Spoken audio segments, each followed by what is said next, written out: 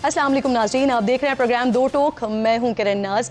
इज़्ज़त माब बानी तहरीक इंसाफ, दुनिया का हर इशू उनसे ज़्यादा कोई नहीं जानता, लेकिन उनका सोशल मीडिया अकाउंट कौन चला रहा है वो लाइल्म है। तहरीक इंसाफ की तमाम क़यादत प्लेट में मौजूद सालन को देखकर बता देती है कि इसमें कितने कतरे वॉशरूम क्लीनर के हैं, लेकिन 5 दिन गुजर गए हैं, उसके बावजूद पूरी क़यादत को ये पता नहीं चल सका कि इमरान खान के एक्स अकाउंट पर पिन पोस्ट किसने की है। आइए नाज़रीन ज़रा पहले जायज़ा लेते हैं 9 मई का। आर्मी तनसीबात पर हमलों के बाद इमरान खान ने कहा ये हमारे कारकुनान ही नहीं थे। फिर कहा शरपसंद मुजाहिरीन में शामिल हो गए, उन्होंने जलाओ घिराव किया। फिर कहा अगर मुझे पुलिस की जगह पैरा मिलिट्री फोर्स गिरेबान से पकड़कर ले जाएगी तो फिर यही तो होगा। 9 मई के दिन इमरान खान की गिरफ्तारी के बाद हम्माद अजहर ने कहा कि इमरान खान पर तशद्दुद किया जा रहा है। जरताज गुल साहिबा ने इमरान खान को हिरासत में कत्ल कर दिया जाएगा। मुराद सईद ने कहा कारकुनान इमरान खान पर तशद्दुद न होने दें और जो लोग खुद को ताकतवर समझते हैं उनके लिए ज़मीन को जहन्नुम बना दें। फ़रूख हबीब ने कहा कि वो अपनी जान कुर्बान कर देंगे लेकिन इमरान खान पर तशद्दुद नहीं होने दें। अली अमीन गंडापुर ने कहा अभी या फिर कभी नहीं, अपनी जानों से खान की हिफाजत करें। अली जैदी ने कहा कि पार्टी कारकुन सिंध को बंद कर दें। अनम शेख, शानदाना गुलजार, कवल शोजब, शहरियार आफरीदी ने कारकुनान से GHQ रावलपिंडी पर एहतजाज का कहा। सेनेटर एजाज चौधरी ने पार्टी कारकुनों से पूरा मुल्क बंद करने की अपील की। फैसल जावेद ने कहा कि इमरान खान पर तशद्दुद हो रहा है। फवाद चौधरी ने कहा इमरान खान को नामालूम अफराद ने अगवा कर लिया है।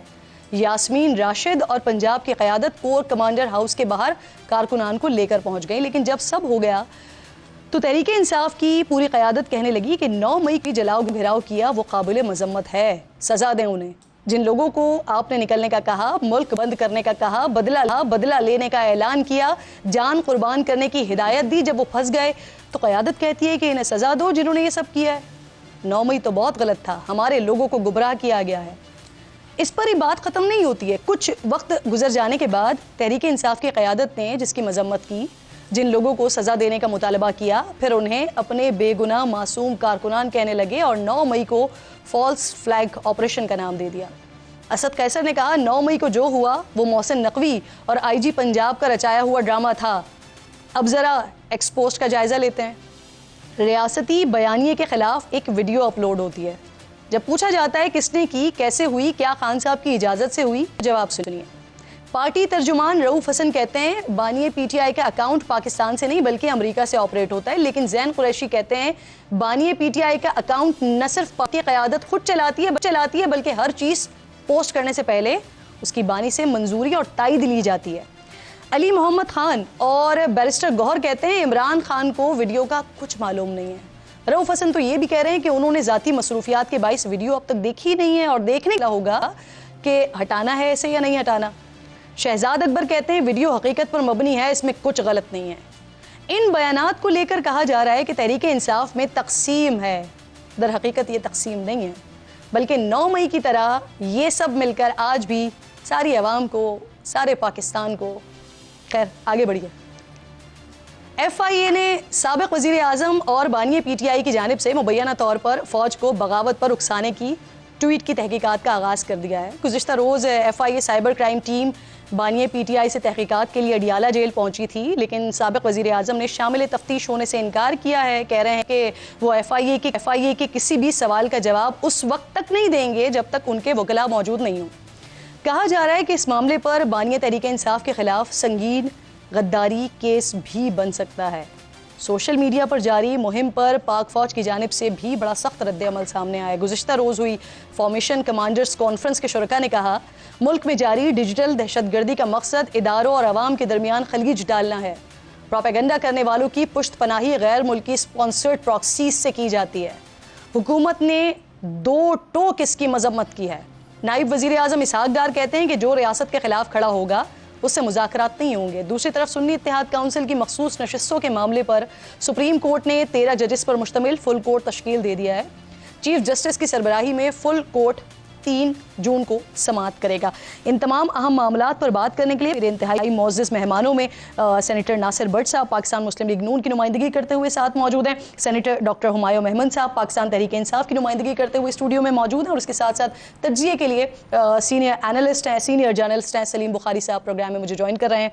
मैं आप तीनों मेहमानों की शुक्रगुजार हूँ मामून साहब, आपसे ज़रा बात का आगाज़ करते हैं क्योंकि मैंने भी प्रोग्राम का आगाज़ उसी सारे टॉपिक से किया है। सर, एक वीडियो ट्वीट होती है, एक्स पर पोस्ट होती है, FIA की इस पर तहकीकात का आगाज़ होता है, आपकी पूरी पार्टी, मैंने इस तमाम के स्टेटमेंट्स बताए, पूरी पार्टी वजाहत देती है कहाँ से हुई, कैसे हुई, किसी को मालूम है, किसी को नहीं मालूम। यानी कहीं ना कहीं आप लोगों को इस बात का एहसास है कि जो हो गया है वो गलत हो गया है, लेकिन उसके बावजूद भी सर 5 दिन गुजर गए हैं, वो मवाद डिलीट नहीं किया गया अभी तक सोशल मीडिया से। सर, बिस्मिल्लाहिर्रहमानिर्रहीम, इय्याका नाबुदु व इय्याका नस्तईन। अच्छा, let's see for a second, let's see facts, ठीक है, और हम बाद में वीडियो के ऊपर आते हैं। पाकिस्तान की जो रियासत है, उन्होंने एक कमीशन बनाया था जिसको हेड करते थे एक सुप्रीम कोर्ट के चीफ जस्टिस साहब, जो कि 1 साल या 5 या 6 साल चीफ जस्टिस रहे। उनका नाम है हमूदुर रहमान। उन्होंने एक कमीशन बिठाया था कि जो कि उस पूरे चीज़ को वो करे, और उन्होंने एक रिपोर्ट पेश की थी और उसमें उन्होंने बाज़ तजावीज़ से दी थी कि किन किन को सज़ा, किन की गलतियाँ, क्या क्या चीज़ है, ठीक है। अब अगर मैं आपको कहता हूँ आप हमूदुर रहमान कमीशन रिपोर्ट पढ़ें, ठीक है, तो उसमें ये याद रखें, जो अब मैं आ जाता हूँ, थोड़ा सा इसको लिंक करता हूँ उस वीडियो के साथ। मैं आपको पहले भी अभी बता रहा था प्रोग्राम से पहले कि मैं नॉर्मली मैं सोशल मीडिया नहीं देखता, मैं नहीं देखता।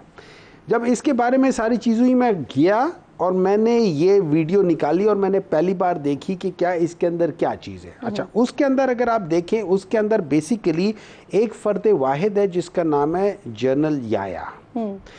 उसकी सारे डिसीजंस को जो कि हमूदुर रहमान कमीशन के तहत लिखा गया है, उसी चीज़ को रिप्रोड्यूस किया गया है, उसमें कोई नई चीज़ ऐड नहीं की गई। अच्छा, उसके अंदर जो मेन चीज़ जिसको हाईलाइट करने की कोशिश की गई है वो ये है कि जो मेजॉरिटी ऑफ जो अवाम है, उन्होंने जिस शख्स को वोट दिया है उस शख्स को उसका हक नहीं दिया। Sir, let me add something. उसी वीडियो में, उसी तनाजुर में आपने उस सारे वाक़े का जिम्मेदार जनरल याया को करार दिया और मौजूदा क़यादत के ऊपर आप उसी को लिंक करते हुए तनकीद कर रहे हैं। अगर आप मुझे बोलने देती तो मैं शायद उधर तक खुद पहुंच जाता।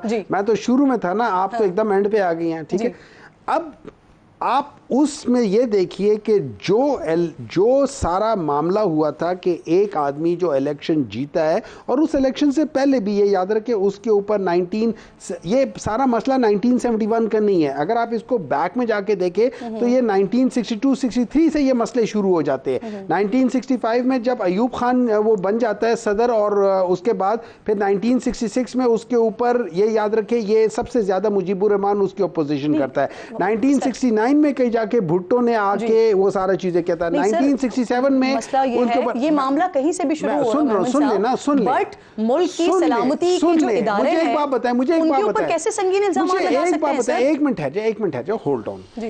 ये जो हमूदुर रहमान कमीशन ने, ये किस चीज का कमीशन में ये बता रहा था कि मुल्क टूटा था, उस मुल्क के टूटने की वजूहात की बेसिस पे ये सारा कुछ हुआ था। अच्छा, अब अगर हम उसको आगे चले जाते और हम ये देख लेते कि आज क्या हो रहा है। आज एक जो सबसे मकबूल जमात है जिसको सबसे ज्यादा पॉलिटिकल वोट मिले, आपने उसी को, एक मिनट है ना, उस वक्त भी फॉर्म 47 के तहत एक हुकूमत बनी थी, फॉर्म 45 वालों को नहीं बनने दी थी। आज भी फॉर्म 47 के तहत बनी हुई है, फॉर्म 45 वाले को नहीं दी गई है। आपके मुताबिक आप ये कंपैरिजन निकाल रहे हैं और आप मौजूदा क़यादत पे इस तरह के इल्जामात लगा रहे हैं, कैसे? ये एक बड़ा सवाल है। बट स्टिल, अगर आप समझते हैं कि ये सारी चीजें दुरुस्त हैं, तो यानी कि जो टेक्स्ट हुआ, जो पोस्ट हुआ, वो इमरान खान साहब की इजाजत से हुआ? देखिए, मुझे उसके डिटेल का नहीं पता, लेकिन जो अगर आप उसे कहते हैं कि वो सही है, मेरे ख्याल में अगर आप मुझसे पूछे, मैं प्रॉब्ली ये समझता हूं कि वहां पे जो चीज पोस्ट होती है, उसका अगर आप ये समझ ले कि मैं आपको ये, लेट्स से मैं तो जेल में हूं ना, मैं आपको कहता हूं कि जी आप एक काम करें, इस टॉपिक के ऊपर ये कर ले। अब उसके डिटेल्स जो है ना, फाइनल डिटेल्स वगैरह, वो शायद मैं ना देख सकूं, लेकिन मैंने आपको कहा है आप हमूदुर रहमान कमीशन की रिपोर्ट के ऊपर वो कर दें, ठीक है, एक चीज उसको कर दे कि लोग पढ़ ले। और अगर आप वो देखें जो राइटिंग में लिखा हुआ है ना, वो प्रॉब्ली राइटिंग जो है ना, that is exactly what Imran Khan ने कहा होगा कि ये कर ले। अब उसके बाद जो वीडियो बनी होगी, अच्छा उस वीडियो के अंदर वैसे कोई ऐसी बात है नहीं जो कि हम ये कह सके या मैं ये कह सकूं कि ये मुल्क के खिलाफ है। बेसिकली वो जो है जनरल याया का तस्करा मुझे किया गया है। मुझे एक बात बताइए, जनरल याया किस मुल्क के थे? नहीं सर, इसी मुल्क के थे, लेकिन मेरा सवाल ये कि आप एक मुल्क की सलामती के इदारों पर इतने संगीन इल्जामात कैसे लगा सकते हैं? आपके पास सबूत हैं? मुझे एक बात बताएं, मैं उसको छोड़ दें, मैं ये बात बता रहा हूं, हम ये नहीं कह रहे कि हम ये कह रहे कि आज के दिन में पाकिस्तान तहरीक इंसाफ को सबसे ज्यादा वोट पड़े, पाकिस्तान तहरीक इंसाफ के सबसे ज्यादा सीटें थी, वो सीटें हमसे ली गई और एक ऐसी हुकूमत को दी गई जिनका वो नहीं है। और फैसला अदालतों में होना है।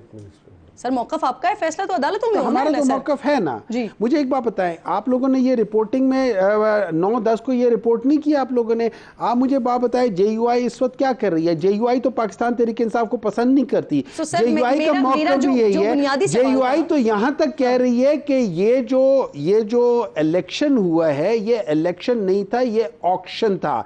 ये जेयूआई कह रही है कि ऑक्शन था। ऑक्शन का मतलब ये है कि ये सीटें खरीदी गई हैं और बेची गई हैं। ये तो बहुत बड़ा इल्जाम है सर। वही हमने इल्जाम वैसे ये भी देखा है, हमने इल्जाम ये भी देखा है कि ये वीडियो अभी तक डिलीट नहीं की गई, तो इट मींस कि कहीं ना कहीं आप मुत्तफिक हैं इस बात से कि आपने जो किया है वो दुरुस्त किया है, इस वजह से वीडियो डिलीट नहीं की गई। इसका मुख्तसर यस या नो कीजिए, मैं आगे बढ़ूंगी। अगर वीडियो डिलीट नहीं की गई तो उसका मतलब तो यही क़यादत मुत्तफिक है, उसका या क़यादत या जिसके रेफरेंस से हो रही है वो प्रॉब्ली। वो जो मैंने आगाज में बात की तो यानी कि सर फिर वो दुरुस्त ही है ना। नहीं, आपने देखा, आपने जो आगाज में जो बात की थी ना, आप किसी हद तक ठीक भी थी, लेकिन किसी हद तक जो आप जिस लिहाज से लेकर चल रही थी ना, उसमें जो आप रुख दिखाना चाह रही थी वो रुख गलत था। सही। बट साहब, सर वीडियो स्कैंडल को लेकर हुकूमत संगीन गद्दारी के केस की तरफ जा रही है क्या? ये ऐसी जबान ज़दे हम बात है कि इसके ऊपर तो ये मामला भी हो सकता है। बिस्मिल्लाहिर्रहमानिर्रहीम। आप देखें, इन्होंने जितनी बातें की, इन्होंने ये रियलाइज़ किया ही नहीं कि हम क्या कर रहे हैं। ये कहते हैं जी हमारा वोट था, हम जीत चुके थे। ये एक ही लाइन पे चल रहे हैं। जब इमरान खान वो था ना 35 पंक्चर, वो 1 साल 2 साल शोर डालता रहा, एंड पे उसने पता है क्या कहा था? ये हालत है। तो आप देखें, ये इतना एक सीरियस मामला है। इनको चाहिए, ये 9 मई का अगर इन लोगों को सजा मिल जाती जो इसके मुलजिम थे, जिन्होंने ये किया था, आज इस तरह के ट्वीट के ना आते। और ये इस चीज़ को रियलाइज़ कर ही नहीं रहे कि ये क्या चीज़ बता रहे हैं लोगों को। ठीक है, आप ऐसी चीज़ कर रहे हैं कि 2 मुल्क उस वक्त 2 टुकड़े हुआ, क्या हुआ ये अब कह रहे हैं जी हम तो वो तारीख दोहरा रहे हैं। आप लोग वो बात कर रहे हैं, आप लोगों को इस तरफ लेके जा रहे हैं। आप ये कह रहे हैं कि आजकल की जो एक देखे ना, आर्मी जो होती है ना, मुल्क का पूरा ख्याल करते हैं, उनकी हिफाजत करते हैं, सलामती का इदारा है। आप एक ऐसी चीज़ लिख रहे हैं, आप डायरेक्टली तो यही कुछ कह रहे हैं ना कि जो नहीं होना चाहिए। आप अगर समझते हैं गलत है तो आप उस पर सॉरी कर लें। हुकूमत क्या करने जा रही है जी? इसके लिए तो मैं कहता हूँ आर्टिकल 6 इस पर लगना चाहिए। इन्होंने अभी तक वो वीडियो डिलीट क्यों नहीं की? ये समझते हैं हमने ठीक किया है। हुमायूं साहब की मैंने जितनी बातें सुनी है, उन्होंने ये बिल्कुल नहीं कहा कि हो सकता है ये गलत हो, ये वीडियो किसी और ने लगा दी हो, कुछ हो। ये स्टिल इसी बात पे है। क्या हुकूमत जो सोशल मीडिया अकाउंट्स हैं बानी पीटीआई के, उस हवाले से इनको बंद करवाने के लिए एक्स इंतजामिया से राब्ता करने जा रही है? देखें, एक बात है ना, ये जिस तरह की ट्वीट है, ये कह रहे हैं जी कि मैं इमरान खान जेल में है। इमरान खान कोई जेल में नहीं है। इमरान खान उधर 8 कमरों का उसको मिला है, वो वॉक करता है, उसको दुनिया की हर चीज़ अवेलेबल है। देसी मुर्ग वो खाता है, वो उसके राब्ते सुबह ट्वीट हुआ है, इजाज़त से हुआ है ना। आप मुझे बताएं, या तो ये कह दे इमरान खान के मुझे नहीं पता, वो ऑन कर रहा है। मेरे ट्वीट पर अगर कोई चीज आएगी तो मैं उसको डिलीट कर दूंगा। नहीं सर, अभी तक उन्होंने ऑन या डिसऑन कुछ भी नहीं किया। वो कह रहे हैं मेरे वकील की मौजूदगी में वो इसका यही क्या एफआईए ने इंक्वायरी शुरू कर दी है। और मुझे ये यकीन है कि ये देखें, ये आप कोई भी 9 मई का ये मानते हैं किया इन्होंने है। और रास्ता हर चीज वो जो कह रही है मैं जा रही हूँ, और हमारे जजेस जो कुछ देखे ना, ये फैसले रुक गए। 9 मई के अगर फैसले हो जाते, वो सुप्रीम कोर्ट ने, हाई कोर्ट ने रोक दिया जी अभी देखेंगे, अगर ये ना बीच में रुकावट आती, उन लोगों को सजा मिल जाती जिन्होंने ये जुर्म किया, तो आज इतनी हिम्मत भी ना होती। कल फॉर्मेशन कमांडर का जो एलामिया आया उसमें भी यही बात, उसमें भी इसी तरह की बात की गई। बुखारी साहब बहुत शुक्रिया। अस्सलाम वालेकुम सर।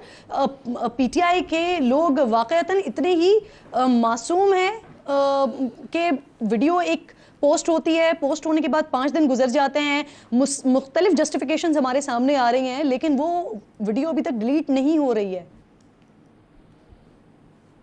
बहुत शुक्रिया आपका किरण, आपने बहुत दिनों के बाद याद किया।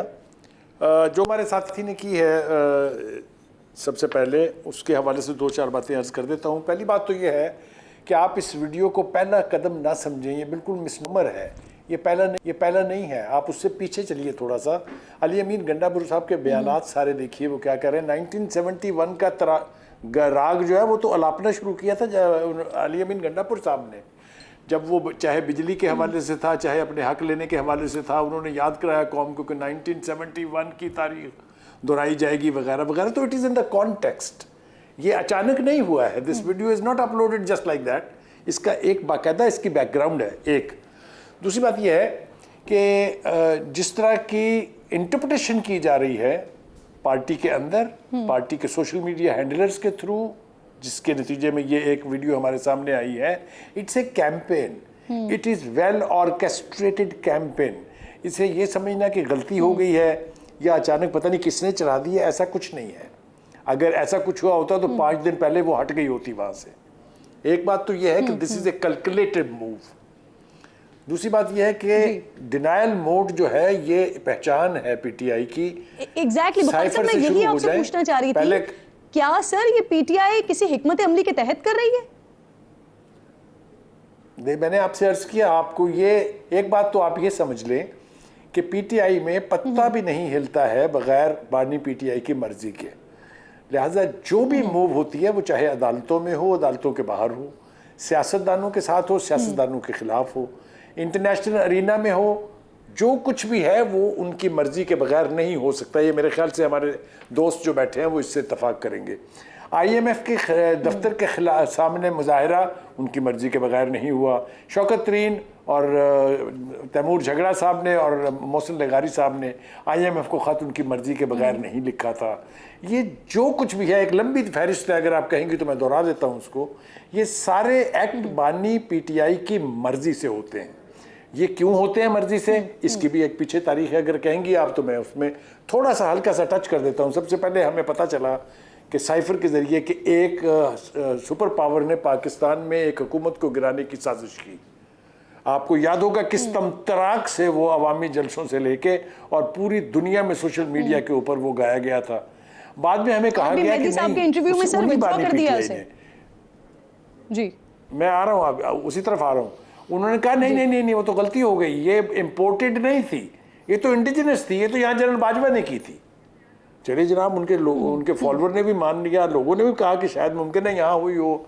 फिर कहा नहीं, वो जनरल बाजवा ने की थी, और हत्ता के अल्टीमेटली वो यहाँ तक आ गई कि वो मोहसिन नकवी ने की थी। अब आप मुझे ये बताइए कि इसका कोई इलाज किसी के पास है कि आप किसी एक जगह खड़े ही नहीं होते हैं। अब आ जाए 9 मई के ऊपर जल्दी से, लंबी बात हो रही है, मैं मुख्तर करता हूँ।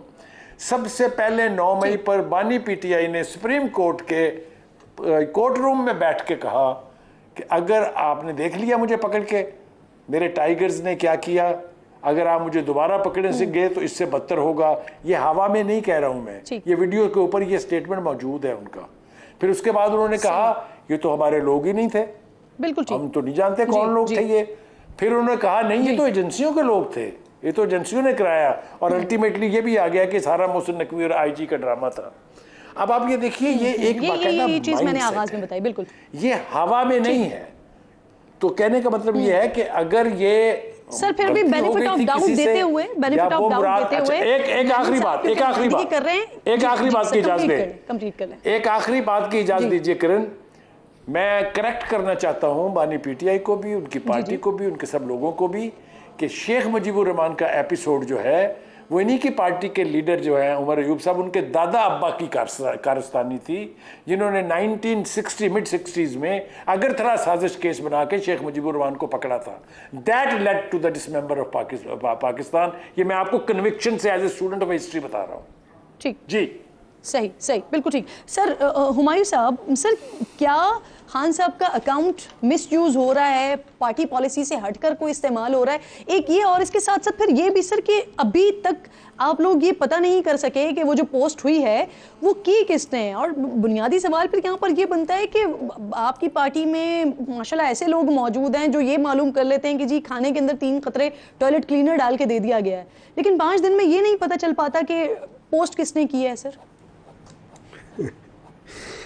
देखिए, इससे ये है कि वो कहते हैं ना, half truth is as good as a full lie. जब आप आधा सच बोल रहे हो ना, तो इसका मतलब ये हो जाता है आप पूरा झूठ बोल रहे हैं। ज्यादा खतरनाक होता है आधा सच। आप पूरा झूठ बोल रहे हैं, ठीक है।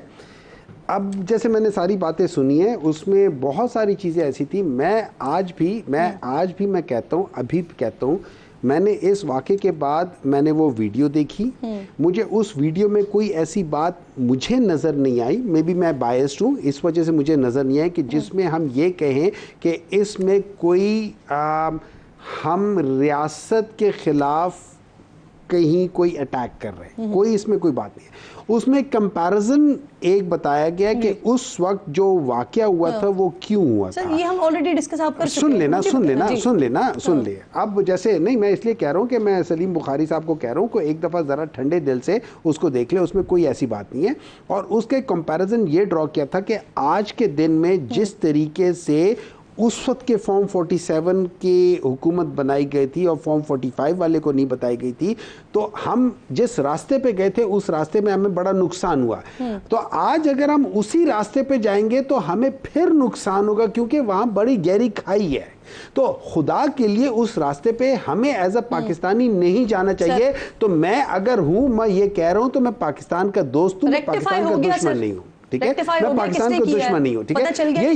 ये याद रखे मुजीबुर रहमान को हीरो जो है ना, मियां नवाज शरीफ ने कहा था कि मैं वो हीरो हैं और वो विलन नहीं है, और मैं भी, मुझे भी आप मुजीबुर रहमान ना बनने दे, ये 2017 में कह चुके हैं। अभी आप लोगों को पता चल गया वीडियो पोस्ट किसने की है? अगर खान साहब नहीं, मुझे उसका मालूम नहीं है, मुझे इतना पता है कि वो लोग उस पे, उन लोगों ने किया है, वो बता रहे हैं किसने किया है। लेकिन मेरा देखिए, मैं पर्सनली, अगर आप मुझसे इंडिपेंडेंट वो करें, तो उनमें जिसने भी किया होगा ना, वो पाकिस्तान, मेरे लिहाज से वो पाकिस्तान तहरीक इंसाफ का कोई होगा जो सोशल मीडिया को करता होगा, तो मेरे लिहाज से वो चीज़ हो गया। अच्छा, अब उसमें दो चीज़ें, एक मिनट है, दो चीज़ें। एक वीडियो है, वो ऑब्वियसली इमरान खान ने नहीं बनाई। एक वीडियो है जो इमरान खान ने नहीं बनाई। हम ये बात आप नहीं, मैं दोबारा उसको क्लियर करना चाहता हूँ। आई वांट टू रीइटरेट, क्योंकि आप जो उसमें जो कैप्शन बना रही है ना, उसको मैं ज़रा क्लियर करना चाहता हूँ। उसके ऊपर जो अल्फाज लिखे हुए हैं कि अवाम जो है ना, वो हमीदुर रहमान कमीशन को पढ़े, ठीक है। वो जो चीज़ है, अल्फाज है, वो डेफिनेटली मुझे लगता है कि वो उनके होंगे, क्योंकि उन्होंने अक्सर इस किस्म की चीज़ें लोगों को कहते हैं कि तुम ये चीज़ पढ़ो और इल्म हासिल करो, उससे आपको बहुत सारी चीज़ें क्लैरिटी होती है। वही चला है, उसके अलावा आगे पीछे कुछ नहीं, नहीं चला है। जो देख रहा था उसमें थोड़ा सा जरा देखिए, उसमें देखिए ना, उसमें थोड़ा सा मुझे वो मिर्च मसाले का तड़का जरा आया था। मैंने कहा वो जरा हटाते, हम पठान वैसे भी मिर्च मसाला इतना नहीं खाते होते, हम पठान वाले मिर्च मसाला इतना नहीं खाते हैं। जो आप लोगों ने किया है, मैंने वही दिखाया। नासिर साहब, सर इसहाक डार साहब कह रहे हैं, बड़ा सख्त उनका मौक़िफ़ कि किसी सूरत मुज़ाकरात नहीं हो सकते, तो सर ये ज़्याती राय उन्होंने दी है या पार्टी पॉलिसी दी है? आप मुझे बताएं, ये कभी भी ये नहीं मानेंगे। अब इन्होंने कह दिया कि जो कुछ हुआ है ठीक हुआ है। आप मुझे बताएं, ये जिस रास्ते पे कौम को ले जा रहे हैं, ये चीज़ें जो बता रहे हैं, ये बता रहे हैं कि आप लोग ये समझें कि आप पाकिस्तान अल्लाह ना करे फिर टूटने की तरफ जा रहे हैं, ठीक है। इनको इस चीज़ पे मैं कहता हूँ कि इमरान खान ने, ये जो कुछ हुआ है इमरान खान की मर्ज़ी से हुआ है। इनके अब 5 मिनट इनकी बात आपने सुनी ना, ये रियलाइज़ किया है, कभी ये इन बातों में कुछ शो हुआ कि ये समझे कि शायद हमने गलती कर दी है, क्योंकि इनका यही माइंड सेट है, ये यही करेंगे, इन्होंने इसी रास्ते पे चलना है। लेकिन अब जो रास्ता अब इन्होंने पकड़ा है, मैं फिर कहता हूँ 9 मई वाला वाकया आप ये हकीकत हो गया कि इन लोगों ने किया है, क्योंकि आप इस बात पे बिल्कुल इनकार कर रहे हैं। अगर मैं ये इधर एज पे रखूंगा गिलास को क्या होगा? टूट जाएगा। ना करें। अब अगर आप मुझे मना कर रहे हैं, मैं फिर भी यहाँ रखूँ, आप मुझे क्या कहोगे? आप यही कर रहे हैं ना, आपको समझा रहे हैं, आप नहीं समझ रहे। आप मुझे क्या कहोगे? बात खुद मैं आपको वही बता रहा हूँ, दोबारा गिलास उधर रख रहे हो। कैसे बात करेंगे जो पाकिस्तान के खिलाफ इस तरह की बातें करेंगे, इदारों के खिलाफ इस तरह, ऐसे लोगों से बात नहीं होनी चाहिए। FIA ने ये पार्टी पॉलिसी है या उनका जाती बयान है? देखिए ये पाकिस्तान के हर मुहिब वतन का ये ख्याल है। ठीक। बुखारी साहब आप कुछ ऐड करना चाह रहे थे सर, मुझे ब्रेक लेना है, प्लीज आप अपनी बात कंप्लीट कर लें। बुखारी साहब, मैंने ये जो फॉर्म 45 और 47 की बहस है, इसका जिक्र भी किया मोहम्मद भाई ने। देखिए गुजारिश ये है कि अगर आप इसकी डेप्थ में जाएंगे, जरा 2018 के इलेक्शन की बात नहीं होती, मुझे समझ नहीं आती क्यों उस वक्त वोट किसको पड़ा था, किसी को मालूम है? तो फिर PTI इक़्तिदार में कैसे आ गई थी? तो एक ही किस्म के दो जगह वाक़यात अगर हों तो उनका कंपैरिजन ड्रॉ ज़रूर करना चाहिए। सिर्फ आप 2024 के इलेक्शन का मातम नहीं कर सकते, मातम 2018 के इलेक्शन का भी होना चाहिए, तो पता चलेगा कि ये ज़बान ज़दे आम है। डेफिनेटली लोगों को बहुत अच्छे तरीके से वो सारा वाकया RTS वाला सारा सिस्टम याद है। आप तीनों मेहमान मेरे साथ ही मौजूद हैं। एक बात ये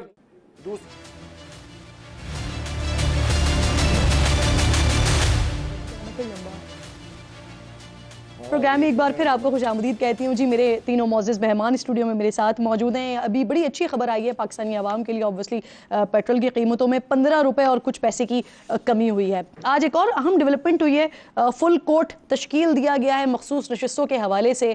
3 जून से इस केस की समाअत होगी। 13 जो दस्तयाब जजेस हैं वो इसका हिस्सा होंगे। सर आपसे ज़रा मैं बात का आपकी इजाज़त से, अगर मैं सर से इजाज़त नहीं सर, बात क्योंकि उनके लिए ये सारा मामला यही सारे करे, इन्हीं से आप पूछें। सर उनकी तरफ से ये बार-बार PTI की तरफ से मुतालबा भी किया जा रहा था फुल कोर्ट के हवाले से। तो अब माजी में पाकिस्तान तहरीक-ए-इंसाफ बार-बार ये मुताला करती रही, अब बाकायदा तौर पर फुल कोर्ट के लिए आप लोग जा रहे हैं। 3 तारीख से इसकी 3 जून से इसकी समाअत का आगाज़ होने जा रहा है। मुतमईन हैं आप लोग, और जो भी अदालत की तरफ से फैसला आता है वो काबिल कबूल होगा आपके लिए? देखिए, हम अगर आप मुझसे पूछे ना तो इस फुल कोर्ट की तश्कील के लिए वी आर हैप्पी, ठीक है, विद अ लिटिल रिजर्वेशन। वो रिजर्वेशन ये है कि अभी जो रीसेंट लेटर जो चीफ जस्टिस साहब ने लिखा है ना, जो बरतानवी उसको वफद को लिखा था उनको कि भाई ये चीज़ें सारी हैं, उसमें उनका एक इंटेंट नज़र आया था। उस इंटेंट की बेसिस पे मैं समझता हूँ कि he should not be sitting in this court, he should not be presiding this, क्योंकि उनके इंटेंट वाज बायस्ड इंटेंट। और अगर कोई जज बायस्ड इंटेंट के साथ हो जाए, ये याद रखें, उन्होंने जो ये लेटर लिखा है, number 1 it was against the code of conduct article 5 और 6 ऑफ द सुप्रीम कोर्ट जजेस, ठीक है। नंबर 2, उसमें उन्होंने ये केस अभी उनके पास आया हुआ था, अभी केस उन्होंने लगा नहीं था, और इस केस के रेफरेंस से उन्होंने बात की है, विच मेरे लिहाज से एक जज, हम जब कहते हैं ना, sir you are not satisfied, नहीं सुने, मेरे लिहाज से फुल कोर्ट हो minus chief justice of Pakistan Qazi Faez Isa, बाकी के 12 डिसाइड करें। सर साइफर केस की भी समाअत होने जा रही है ना, आप उसको छोड़ देना, आप उसको छोड़ देना, एक मिनट छोड़ देना, रिलीफ नजर आ रहा है, एक मिनट छोड़ देना, एक मिनट छोड़ दे। Let's discuss on first thing जो आपने मुझसे सवाल किया है, उसमें मैं कहता हूं 12 बंदे माइनस हिम, ठीक है, अब साइफर देखिए ना, सर कोई रिलीफ मिलता हुआ नजर आ रहा है आपको साइफर केस में? मेरे लिहाज से cipher case in the first instance होना ही नहीं चाहिए था। रिलीफ किस बात की है? आप मुझे यहाँ पे गलत सजा दे देते हो, फिर कहते हो कि यार हुमायूं सॉरी मैं तुम्हें यहाँ पे सजा से बरी करती हूँ, वो मेरा रिलीफ नहीं है, वो मेरा हक है। आपका जवाब आ गया सर आप लोगों के लिए, क्योंकि पिछले कुछ दिनों से हम देख रहे हैं कि हुकूमती हलकों की तरफ से मोअज़्ज़ज़ जज साहिबान पर तनकीद हो रही है। जो भी फैसला आता है कि बेंच बनने जा रहा है, समाअत होने जा रही है, आप लोगों के लिए काबिल कबूल होगा? देखें बात अभी ये इन्होंने अभी वो 3 जून को बेंच बैठेगा, इन्होंने क्या कह दिया कि चीफ जस्टिस वो 22 हो गया।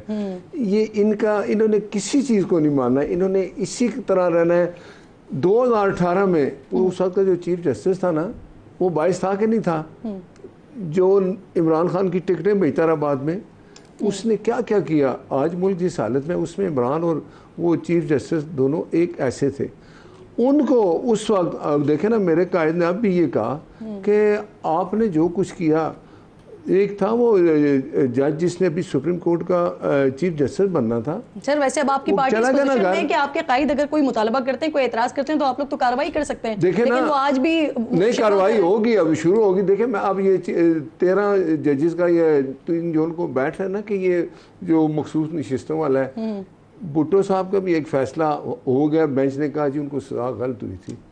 मेरे कायद को एक बंदा झूठी सजा दे रहा है, वो सब कुछ है, उसका फैसला क्यों नहीं होता? 13 जजेस अगर उनके बैठकर साथ बेंच से जो भी फैसला आता है वो आपके लिए काबिल कबूल है, लेकिन ये लोग अभी शुरू हो गया। इमरान सर, खान भी उनकी यही नुमाइंदगी नहीं कर रहे हैं ना, आप उनको इमरान छोड़ रहे हैं, इमरान उनका खान फैसला तो होगा।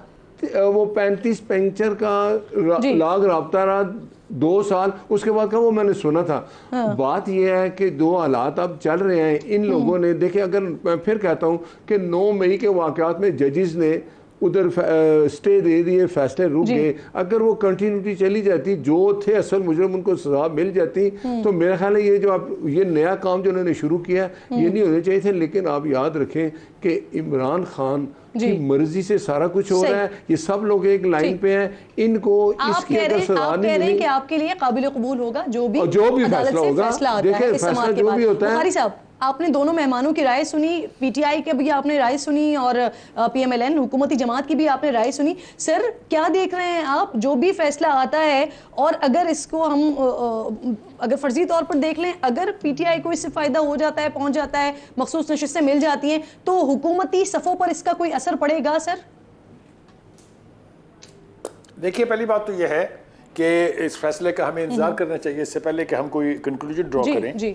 यकीनी तौर पे इसका फर्क पड़ेगा, इसलिए कि इस वक्त नहीं, मैं फैसले की बात नहीं करी, मैं हुकूमती हुकूमती सफ़ों की बात करी हूँ, इसीलिए जी मैं अर्ज कर रहा हूँ, इससे फर्क पड़ेगा हुकूमती जी सर। उस सफ़ों के ऊपर, इसलिए कि इस बार वो 2/3 मेजॉरिटी एंजॉय कर रहे थे एक तरह से, और किसी किस्म की भी लेजिस्लेशन कर सकते थे। वो तो सुप्रीम कोर्ट का भला हो कि उन्होंने रोक दिया उनसे कि जब तक ये फैसला नहीं होता आप नहीं कर सकते। हैविंग सेड दैट, ये बात मैं वसूख से कह सकता हूँ कि अगर फैसला उनकी मर्जी का नहीं आएगा तो सबसे पहले तो पीटीआई नहीं मानेगी, इसलिए कि अभी से आपने देखा, हमारे साथी भी बता रहे हैं कि जजेस तो हमारी मर्जी के होने चाहिए। तो जब ये इस तरह के मोड में होंगे, ये एक डिनायल मोड पहचान है। मैं आपको बताता हूँ कैसे। जब इलेक्शन होने के बाद हुकूमत बनी, खान साहब ने कहा हम हुकूमत नहीं मानते, उन्होंने कहा हम पार्लियामेंट को नहीं मानते, हम इलेक्शन को नहीं मानते, हम इलेक्शन कमीशन को नहीं मानते, हम इलेक्शन कमिश्नर को नहीं मानते, हम किसी को चलने नहीं देंगे। जब माइंडसेट ये होगा तो फिर जो भी चीज़ उनकी मर्जी के खिलाफ होगी वो नहीं मानेंगे। जहाँ तक हुकूमत का ताल्लुक है, वो इस वक्त बार बार कह रहे हैं, बार बार पेशकश कर रहे हैं। 6 पेशकश तो मुझे पता है। सबसे पहले जरदारी साहब ने कहा, जब आपको पता है पीडीएम की हुकूमत बनी थी, फिर शहबाज शरीफ साहब ने कहा था, फिर बिलावल भुट्टो ने कहा, फिर उसके बाद नवाज शरीफ ने कहा, फिर उसके बाद राना सनाउल्लाह ने कहा। सब कह रहे हैं बातचीत करने के लिए तैयार है, लेकिन वो कहते हैं कि मैं इन चोरों डाकुओं से इरफान सिद्दीकी साहब ने सेनेट में कहा। अब मुझे ये समझ में नहीं आती कि टारगेट भी आप मिलिट्री एस्टेब्लिशमेंट को किए हुए हैं, दवा भी उसी से मांगते हैं बीमारी की, खत लिखूंगा उनसे और बात करूंगा तो उन्हीं से करूंगा। मुझे तो ये बात समझ में नहीं आती है कि एक सियासतदान जो ग्रास रूट लेवल पे दावा करते हैं, और शायद बहुत हद तक ये सही करते हों कि इस वक्त पाकिस्तान की कौम जो है उसकी मेजॉरिटी उनके साथ है, फाइन, लेकिन ये आप दवा कहाँ से ले रहे हैं? दवा तो फिर अब आप अवामी हलकों से लें, आप पार्लियामेंट को एक्सप्लोर करें, आप पॉलिटिकल पार्टी से बातचीत करें। जी बिल्कुल ठीक, बिल्कुल ठीक। मैं देखिए 10 सेकंड्स, मैं 10 सेकंड्स क्या हुआ वैसे? लिटरली 10 सेकंड्स, ठीक है। देखिए, हम चीफ जस्टिस साहब को इसलिए कर रहे हैं कि अगर ये फैसला आ जाता है, लेट्स से चीफ जस्टिस साहब बैठे हुए हैं और ये फैसला हमारे खिलाफ आ जाता है, ठीक है, और 2/3 मेजॉरिटी आ जाती है। 2/3 मेजॉरिटी का मतलब ये है, ये लोग जो फैसला कर रहे हैं और इनका एक मकसद है कि ये जो चीफ जस्टिस है उसका टेन्योर 3 साल के लिए बढ़ जाए। सुन ले है, उन्होंने बात की चीफ जस्टिस के कहने क्यों नहीं, अगर ये बना देते हैं तो ही becomes the beneficiary of it. So by default उसका कॉन्फ्लिक्ट ऑफ इंटरेस्ट आता है। नंबर 2, उन्होंने जो लेटर लिखा है, जो उसके ये ब्रिटिश का उसको लिखा हुआ है, उसमें जिस तरीके से उन्होंने इसको डिफेंड किया और जिस तरीके से इन दो चीजों के लिहाज से he can not, he should not, if he is the जज जो कि चीफ जस्टिस ऑफ पाकिस्तान है, ही मस्ट नॉट, वो जवाब भी नहीं दे सकते। ये गलत है। ये उनके जो कोड ऑफ एथिक्स, जो कोड ऑफ कंडक्ट है ना, उसमें आप आर्टिकल 5 और आर्टिकल 6 पढ़ ले। He is in direct violation of that. देखें बात सुने, कानून के बारे में मैं तो समझता हूँ प्यूनी जज को इस पे वो लेना चाहिए। चीफ जस्टिस ने क्या किया आपको पता है? जब इनकी हुकूमत थी, एक जुमला मुझे रेफरेंस लेके आए, वो झूठा रेफरेंस खत्म हो गया। इनको ये खौफ है कि क्योंकि फैसला जो होता है ना, अब चीफ जस्टिस ने अगर वो जिनकी जमात है ना सुन्नी ताद, उसने कहा हमें तो सीटें ही नहीं चाहिए। बहुत शुक्रिया। आप लोगों को तो काम ही यही है, माना आपने कुछ भी नहीं है। सलीम भट्ट साहब, मेमन साहब और सलीम बुखारी साहब, आप तीनों मेहमानों का बेहद शुक्रिया। एक छोटा सा ब्रेक लीजिए, ब्रेक के बाद मुस्तफ़ा कमाल साहब प्रोग्राम में साथ मौजूद होंगे।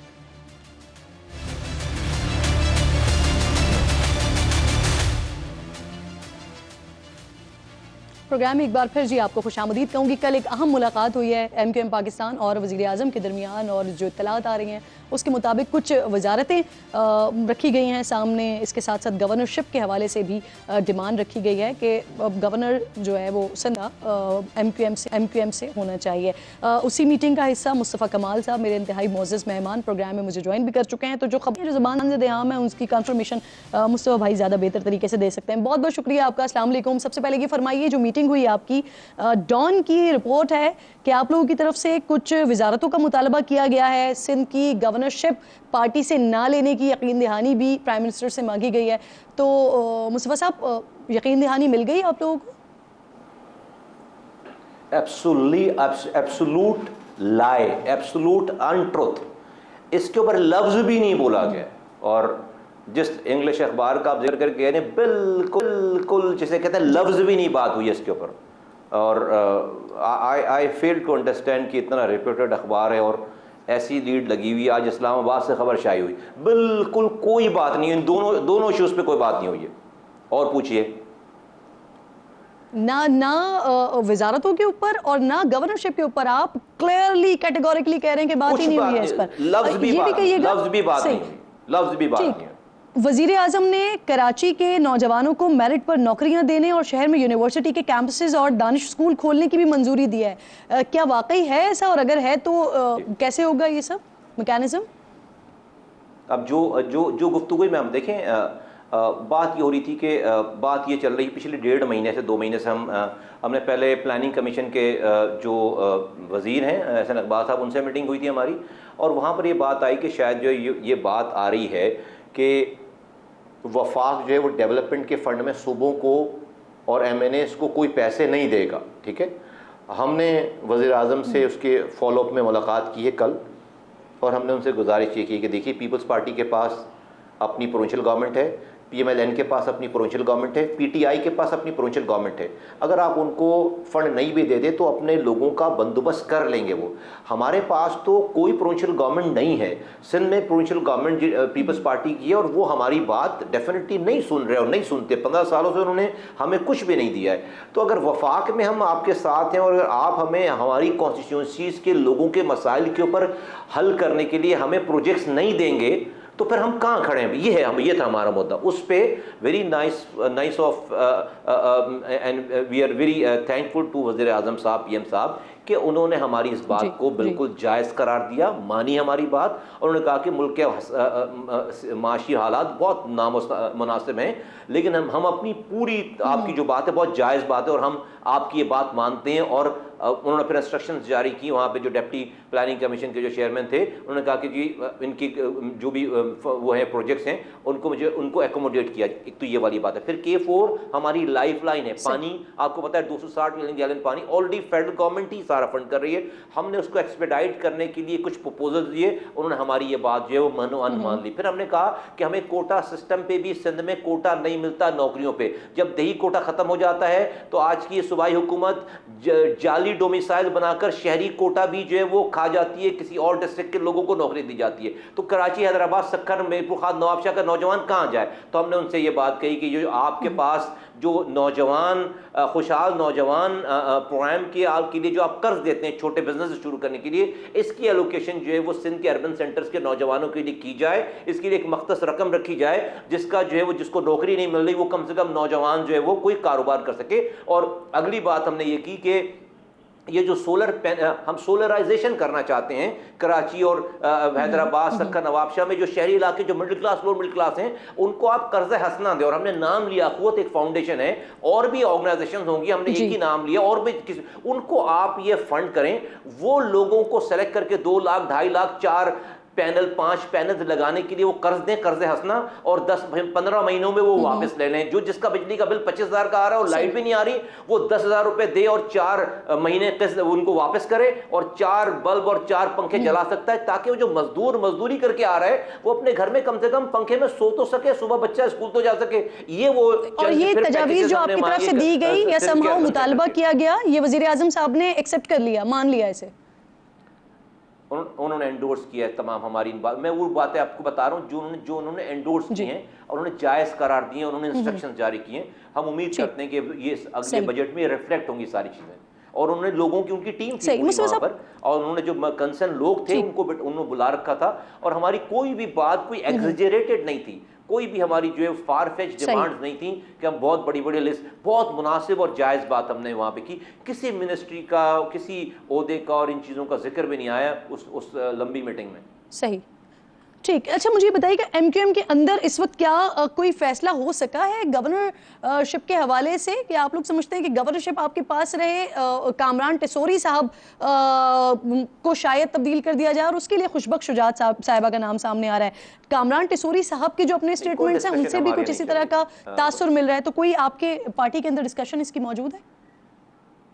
नहीं, हमारी पार्टी में कोई डिस्कशन नहीं चल रही है। हमारी पार्टी में कोई गुफ्तगू नहीं चल रही, कोई मीटिंग्स नहीं हो रही, कोई डिस्कशन नहीं। गवर्नर है और इसके ऊपर कोई किसी को कोई डिस्कशन नहीं है। हमारे यहाँ हमारे एमक्यूएम से बाहर सारी डिस्कशंस हैं, हो रही होंगी, हमारे पास कोई डिस्कशन नहीं है इसकी।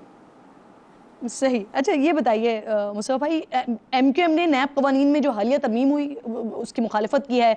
पंजाब के हतक इज़्ज़त कानून पर भी आप लोगों की तरफ से तहफ़्फ़ुज़ात का इज़हार किया गया। क्या मुलाकात में इस हवाले से कोई गुफ्तगू हुई है? हुकूमत ने बताया कि ऐसी क्या ज़रूरत आन पड़ी थी कि ऑर्डिनेंस के ज़रिए कानून साजी करना पड़ी, और जब ये मामला पार्लियामेंट में आएगा तो फिर आप इसकी मंजूरी में हुकूमत का साथ नहीं देंगे? देखिए, 2 बातें ना, 14 दिन का रिमांड जो है वो बगैर किसी वजह के नैब ऑलरेडी उनको गिरफ्तार करके लोगों को रख सकती थी। अब उसको 40 दिन करने की क्या ज़रूरत है भाई? 14 दिन में क्या पता नहीं चल जाएगा कि बंदा जो है वो कसूरवार है, बेकसूर है? और तो आपको 40 दिन तो बहुत होते हैं। 40 सुबह और शाम, एक फ़र्ज़ करें कि बंदा बेकसूर निकला, उन 40 दिनों का उसको हिसाब किताब कौन देगा, कौन लौटाएगा? तो ये ज़्यादती वाली बात है। और नैब ने बड़े गुल खिला लिए हैं यहाँ पर। बहुत जो है उनकी जो लेगेसी इतनी ज़बरदस्त है कि हम जो है उनको और इस तरह के वो दें, उनको इजाज़त दें। सारी चीज़ें जो हिस्ट्री रही है नैब की और जो अब तक का सारा हिसाब किताब है वो तो ठीक नहीं है। उससे तो मुल्क नुकसान हुआ है, मुल्क को मुतासिर हुई हैं तमाम चीज़ें। इसलिए हमारा इसके ऊपर जो है वो हमारी रिजर्वेशन है और हम इसको कर भी रहे हैं और हमने की भी है ये वाली बात। और जहाँ तक ये और आप लोग साथ नहीं देंगे, उसकी बात कर रही हैं जो नहीं, हम साथ नहीं देंगे डेफिनेटली। हम इसको एग्री नहीं करते, हम इसको एग्री नहीं करते। ठीक जी, हम एग्री नहीं करते इस वाली बात को कि 40 दिन का रिमांड हो और 40 दिन तक वो रख सकते हैं। 14 दिन बिल्कुल, अनलेस के कोई हमें इसकी कोई बहुत ज्यादा ऐसी बात करे कि जो कि शायद अभी मुझे ना पता हो। जितना कुछ हमें पता है और हम उन तमाम बातों में कन्विंस हैं। कोई नई मालूमात है, कोई नई बात है, कोई इसकी नई रीजनिंग है, लॉजिक है, जब वो बैठकर बात करेंगे तो उसके ऊपर हम समझते हैं कि अपने कॉमेंट्स दे पाएंगे।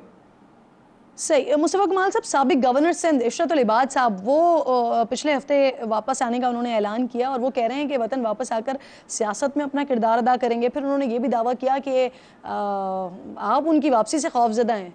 बल्कि बाबर गौरी साहब का उन्होंने हवाला दिया है, कह रहे हैं कि उनको गिरफ्तार इसलिए किया गया था कि कुछ लोगों को डर था कि उनका प्रोग्राम फेल हो जाएगा। हाँ नहीं, जो है वो मैं तो मेरे पास इतने काम है और इतनी सारी चीज़ें हैं कि अल्लाह माफ़ करे कि हम किसी से इंसानों से खौफज़दा होना शुरू कर दें। और मैं इसलिए कमेंट नहीं करता कि वो जब ग्राउंड पर होंगे, जब वो ज़मीन पर होंगे, मुल्क के अंदर होंगे, फिर वो कोई बात करें तो उनकी बात को कमेंट करने का की कोई तुक बनती है। बाहर से बैठकर कोई अपनी कोई भी गुफ्तगू करे, बात करे, तो उसको बात करने की पूरी इजाज़त है। बिजली का बिल नहीं आता बात करने से। कोई जगह है उनकी एमक्यूएम में? एमक्यूएम में तो इस वक्त कभी कोई इस तरह की कोई डिस्कशन हुई नहीं है। और मैं समझता हूँ कि इसके भी डिस्कशन की ज़रूरत ही नहीं है। तो अगर सब लोग गुफ्तगू कर रहे हैं तो हम ज़रूरी नहीं हर बात पे गुफ्तगू की जाए। हमें पता है कि कोई अभी रियलिटी, कोई इस तरह की ग्राउंड पे कोई चीज़ तो नहीं है। ऐसी कोई ग्राउंड पे कोई चीज़ होगी, कोई चीज़ मटेरियलाइज होगी, तो उस वक्त उसके ऊपर कमेंट भी किया जाएगा, बात भी की जाएगी, अपनी राय भी दी जाएगी। हाँ। अच्छा, आमिर खान साहब के हवाले से भी कहा जा रहा था कि जो एमक्यूएम के नाराज़ कारकुनान हैं, नाराज़ रहनुमा हैं, वो आमिर खान साहब से राब्ते में हैं। आमिर खान साहब इशरतुल इबाद से राब्ते में हैं। आपकी नॉलेज में है ऐसा कुछ? बोल, हमारे पास इतने काम हैं, इतने लोगों के मसाइल हैं, उनकी परेशानियां हैं, उसको हल करने की जुस्तजू। तो ये आपके लिए मसला ही नहीं है? इससे मसला ही नहीं है हमारा। हमें सोच भी नहीं जाती। हमें तो सुनकर आप लोगों से सारी बातों से गुफ्तगू से हमें फिर हमें याद आती कि भैया ये भी कोई बात है, ये गुफ्तगू है। तो अब मैं सच पूछें कि मेरे पास इसका कोई जवाब नहीं है। देखिए हमारे पास टाइम ही नहीं है इन बातों के सोचने का। और इसके ऊपर जो ये तो वो करे ना जिसके पास बहुत सारे टाइम है। मैं बस इस डिस्कशन को आगे बढ़ा देती हूँ। सिर्फ अगर आप मुझे ये बता सकें कि आमिर खान साहब से आप लोग इस वक्त राब्ते में हैं, क्योंकि एक वक्त में एमक्यूएम के डिप्टी कन्वीनर रहे हैं। नहीं, अभी तो वो पार्टी में बहुत दिनों से नहीं आए हैं, काफ़ी महीनों से नहीं आए हैं। और कन्वीनर को शायद चेयरमैन को इस वाली बात का इल्म हो। कुछ लोग, कुछ चीज़ें ऐसी होती हैं कि जो लोग सिर्फ चेयरमैन से बात करते हैं या पहले कन्वीनर थे खालिद मकबूल सिद्दीकी साहब, उनसे बात करते हैं। मेरी नॉलेज में नहीं है कि क्या है मसला और क्या क्यों नहीं। लेकिन वो आप पूछ रही तो मुझे इस वाली बात का ख्याल आता है कि भाई नहीं, वो तो बहुत अरसे से जो है वो नहीं आ रहे हैं। सही, बहुत बहुत शुक्रिया आपका। Thank you for your precious time. Programme का वक्त भी ख़त्म हो गया। इंशाल्लाह नाज़रीन से मुलाकात होगी कल। अपना और अपने मुल्क का ख़ास ख्याल रखिए और फ़लस्तीन को अपनी दुआओं में याद रखिए। अल्लाह निगहबान।